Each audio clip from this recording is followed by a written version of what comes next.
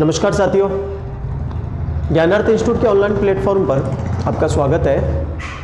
और आज मैं उपस्थित हुआ हूँ साइकोलॉजी के एक अच्छे से यूनिट के साथ, जो हमारे लिए बहुत इंपॉर्टेंट यूनिट है। चाहे हम सीटेट की तैयारी कर रहे हैं, रीट मेंस की तैयारी कर रहे हैं या फिर सेकंड ग्रेड की तैयारी कर रहे हैं, हमारे लिए बहुत उपयोगी यूनिट है। और टॉपिक का नाम है अधिगम।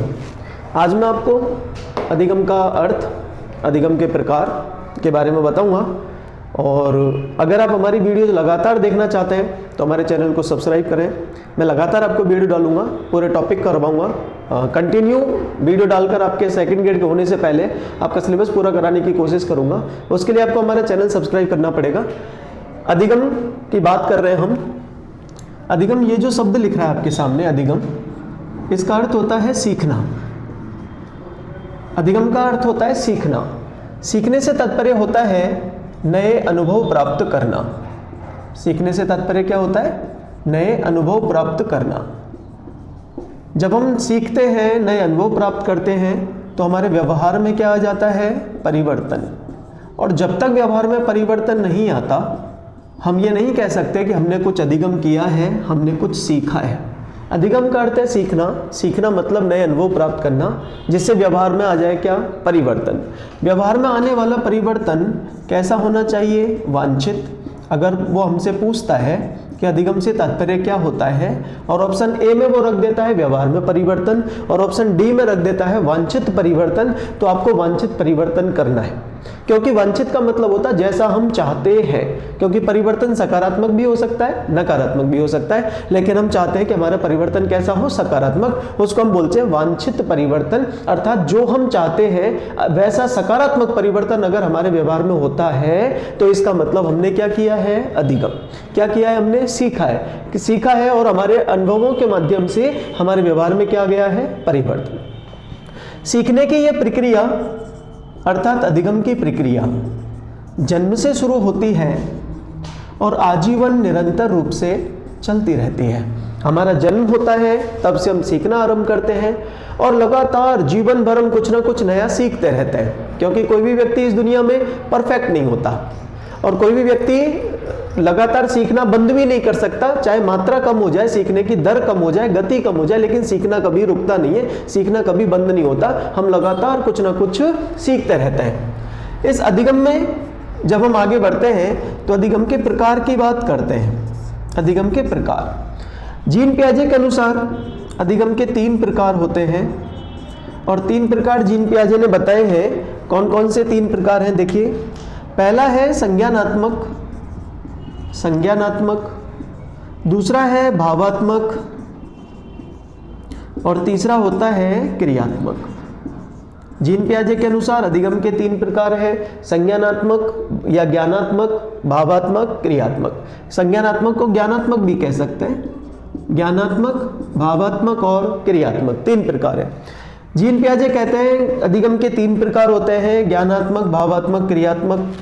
बीएस ब्लूम कहते हैं शैक्षिक उद्देश्यों के 3 प्रकार होते हैं: ज्ञानात्मक, भावात्मक और क्रियात्मक। ठीक है।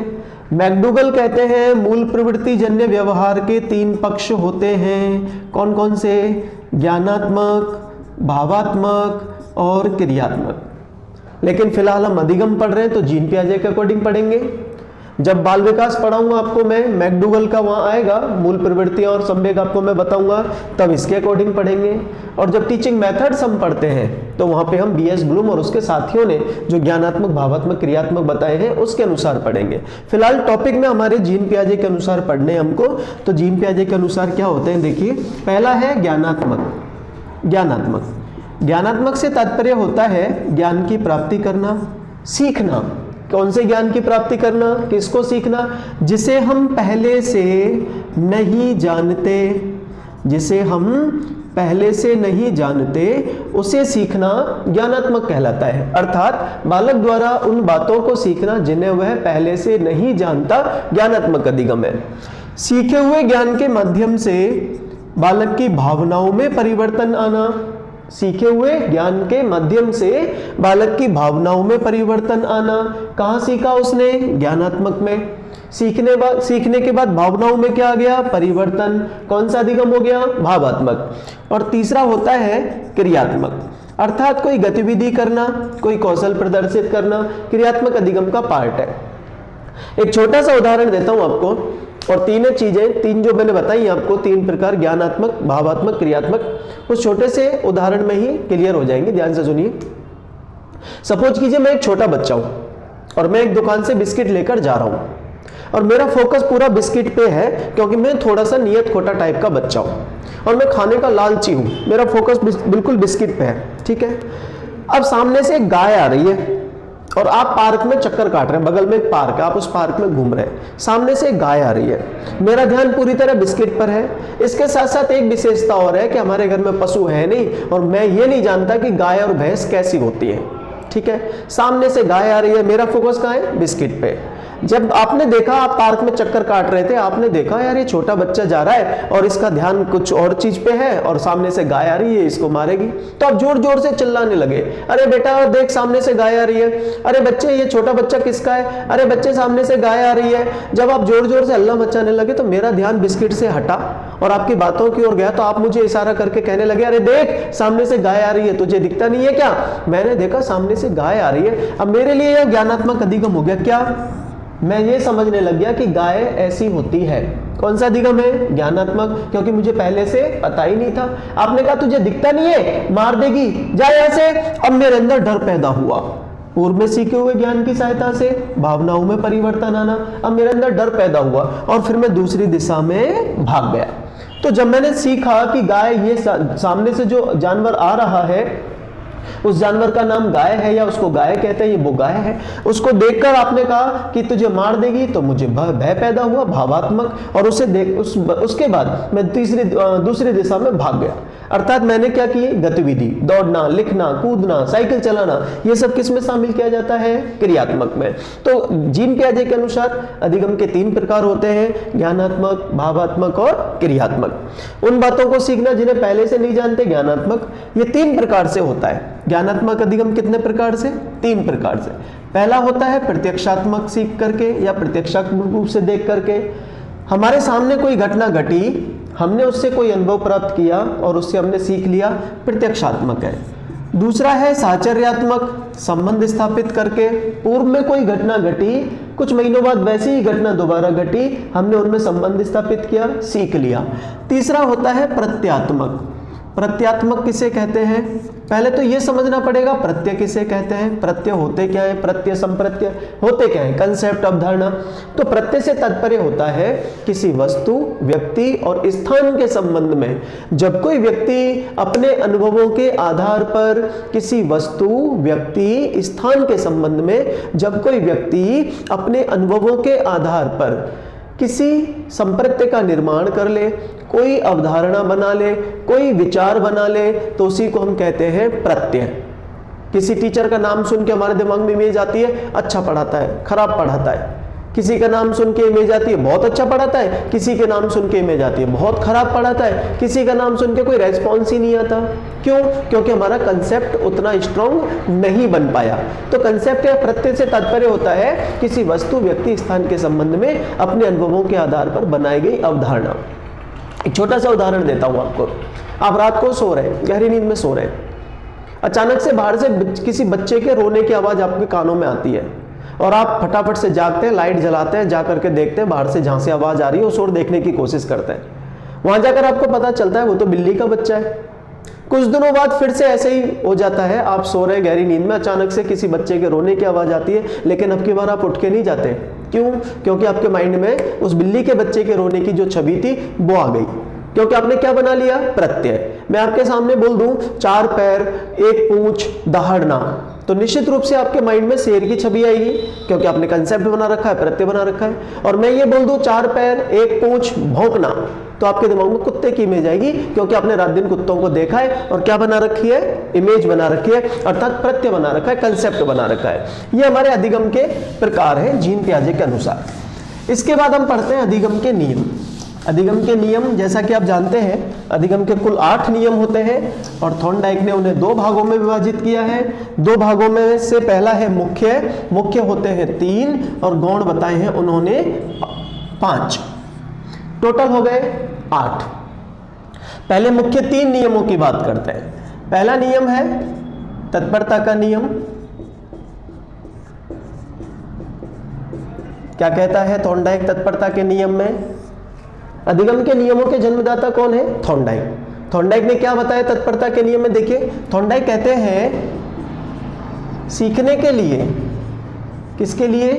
सीखने के लिए, सीखने के लिए अधिगमकर्ता का, अगर आपको सीखना है तो आपको खुद का, अधिगमकर्ता का स्वयं तत्पर होना अनिवार्य होता है।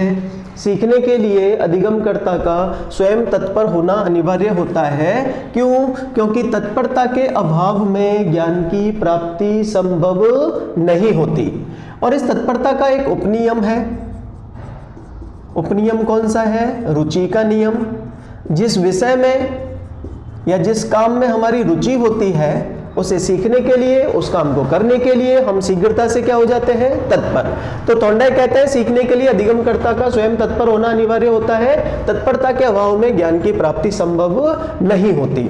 ठीक है, जैसे एक छोटे बच्चे को डरा धमकाकर पढ़ने तो बिठा सकते हैं, उसे डर दिखाकर, उसे भय दिखाकर पढ़ने बिठा सकते हैं, लेकिन वो बच्चा सीखेगा भी, इस बात की कोई गारंटी नहीं है।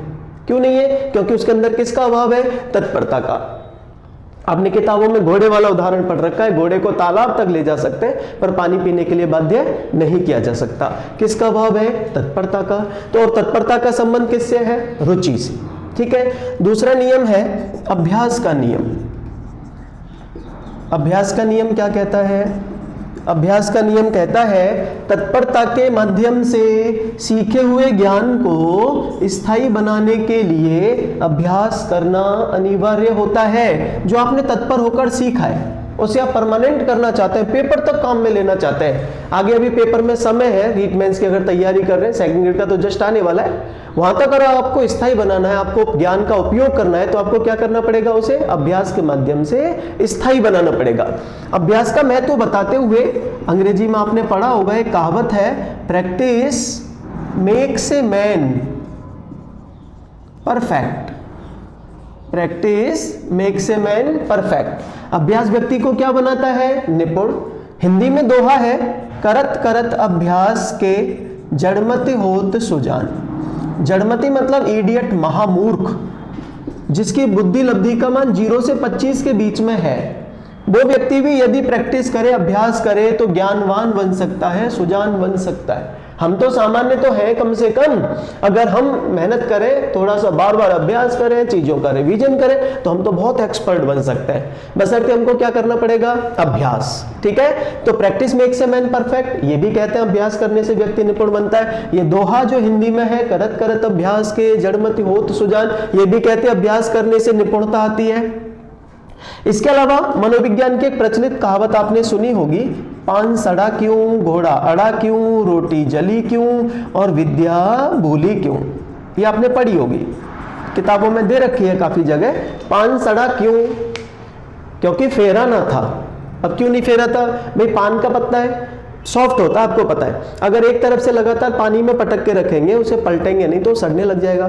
पान सड़ा क्यों? फेरा ना था। घोड़ा अड़ा क्यों? फेरा ना था। पहले घोड़ा गाड़ी चलाने वाला सवारियां ढोता और लगातार स्टेशन से या दूसरी जगह से कहीं आने जाने का काम करता। एक दिन एक्सीडेंट हो जाता है और गाड़ी टूट जाती है। वो उस घोड़े को एक खाली प्लॉट में बांधना शुरू कर देता है। अब क्या होता है, कुछ महीनों बाद, 4-6 महीने बाद दोबारा से गाड़ी बनवाता है और उस गाड़ी में घोड़े को लगाता है, सवारियां बिठाता है, रस्सी खींचता है। जो घोड़ा रस्सी खींचने पर पहले चलने लगता था, अब वो पैर ऊपर कर देता है। क्यों? क्योंकि अभ्यास खत्म हो गया। पान सड़ा क्यों? फेरा ना था। घोड़ा अड़ा क्यों? फेरा ना था। रोटी जली क्यों? मैंने रोटी बेली, तवे पे पचाई, तवा हटाया, गैस पे पटक के मैंने सोचा कि थोड़ा आईपीएल का स्कोर देख के आता हूं, मैच का क्या चल रहा है, लेकिन मैं वापस आया तो पता चला रोटी जल गई। इसका मतलब रोटी जली क्यों? फेरनी पड़ेगी ना, फेरा ना था। और विद्या भूली क्यों? अभी मैं बता रहा हूं आपको, तो आपको लग रहा है तो बहुत सरल है। हम तो आसानी से कर लेंगे, लेकिन अगर इसका अभ्यास नहीं करेंगे तो धीरे धीरे धीरे धीरे आप उसी स्थिति में पहुंच जाएंगे जिसमें आप सीखने से पहले थे। इसीलिए क्या करना पड़ेगा? प्रैक्टिस करनी पड़ेगी, अभ्यास करना पड़ेगा। और अभ्यास करने से व्यक्ति क्या हो जाता है? निपुण। बार बार अभ्यास करने से क्या होता है? सीखा हुआ ज्ञान हमारी परमानेंट मेमोरी का भाग बन जाता है। और हमारे मस्तिष्क की क्षमताएं तो टेराबाइट में होती है, टेराबाइट में, जबकि हम कितना सा यूज कर पाते हैं? मुश्किल से 512 MB हम मुश्किल से यूज कर पाते हैं। और हम अगर प्रैक्टिस करें, हम बार बार रिवीजन करें, तो मैं बता रहा हूं पूरा सेकंड ग्रेड, पूरा रीट मेंस का सिलेबस ऐसे चुटकियों में आपके माइंड में कंठस्थ हो सकता है सब कुछ। इस दिमाग की तो बहुत कैपेसिटी है, पर हमें इसका उपयोग करना आना चाहिए। ठीक है। तीसरा, अभी अभ्यास का जो नियम है इसके 2 उपनियम है। कौन कौन से? एक तो उपयोग का और दूसरा कौन सा है? अनुपयोग का। उपयोग अनुपयोग का नियम क्या है? मैं आपको एक छोटा सा उदाहरण दे करके कम समय में ज्यादा चीजें बताने की कोशिश करता हूं। जब मैं छोटा था तो स्कूल में हम लोग पढ़ते थे, तो मुझे 15 अगस्त 26 जनवरी के कार्यक्रमों में भाग लेने का बहुत शौक था। तो एक बार हमारे सर ने मुझसे कहा कि वेद एक काम कर, तू वो झांसी की रानी वाली कविता याद कर ले और मैं तुझे बताऊंगा कि स्टेज पे कैसे गानी है। उन्होंने मुझे 15-20 दिन पहले कह दिया, मतलब जुलाई में कह दिया, ये मान लो आप। मैंने मेहनत करके, प्रयास करके उस कविता को कंठस्थ कर लिया और 15 अगस्त के दिन मैंने पूरे जोर शोर के साथ स्टेज पे उस कविता को सुनाया। अब क्या होता है, हमारे स्कूल में हर शनिवार को, एक शनिवार को इंग्लिश की और एक शनिवार को हिंदी की बाल सभा होती थी। 3-4 महीने बाद, मतलब आप ये लगाओ कि नवंबर दिसंबर में हम लोग बैठे थे लाइन में, हिंदी की बाल सभा हो रही थी। जिन सर ने मुझे कहा था कविता याद करने के लिए, उनकी नजर मुझ पे पड़ी और उन्होंने कहा, बेटा वेद, आज तो वो कविता सुना दे जो तूने 15 अगस्त पे गाई थी। मैंने कहा, सर कौन सी कविता? सर बोले, वही जो तूने 15 अगस्त पे गाई थी। मैंने कहा, सर कौन सी कविता? उन्होंने कहा, अरे भूल गए इतनी जल्दी? वो थी ना झांसी की रानी वाली। मैंने कहा, अच्छा सर वो कविता। अब मैंने सोचा कि अगर मैं ये बोल दूं इनको कि मैं तो भूल गया तो अभी पिटाई लगेगी। मैंने सोचा चलो प्रयास करता हूं। मैं गया, स्टेज पे खड़ा हुआ। अब जो कविता मैंने 15 अगस्त के दिन गाई थी उतनी तो मैं गा नहीं सकता, लेकिन जो मैंने स्टेज पर अपने स्कूल में सुनाई थी बाल सभा के दौरान, आपको भी सुनाता हूं। देखना और पता लगाना कि उपयोग अनुपयोग का नियम कैसे कैसे कहां लागू हो रहा है। ठीक है। बुंदेले हर बोलों के मुंह हमने सुनी कहानी थी, खूब लड़ी मर्दानी वो तो झांसी वाली रानी थी। टीचर बीच में बोले, शाबाश बेटा, बहुत बढ़िया। मैंने दोबारा सुनाना शुरू किया। बुंदेले हर बोलों के मुंह हमने सुनी कहानी थी, खूब लड़ी मर्दानी वो तो झांसी वाली रानी थी। टीचर बोले, शाबाश बेटा, और आगे बढ़। मैंने बोला, बुंदेले हर बोलों के मुंह हमने सुनी कहानी थी, खूब लड़ी मर्दानी वो तो झांसी वाली रानी थी। नहीं समझे? क्या हुआ? मुझे सिर्फ इतना याद रहा कि ये कविता की शुरुआती 2 लाइन है, बाकी का मैं भूल गया। क्यों? क्योंकि मैंने क्या बना दिया उसे? अनुपयोगी। अगर सीखे हुए ज्ञान का हम लगातार उपयोग करते रहेंगे तब तो हम उसे अच्छे से याद रख पाएंगे, आगे काम में ले पाएंगे, लेकिन अगर अनुपयोगी बना देंगे तो हम उसे भूल जाएंगे। ठीक है। और तीसरा नियम है प्रभाव, परिणाम और संतोष असंतोष का नियम। प्रभाव, परिणाम, संतोष असंतोष का नियम।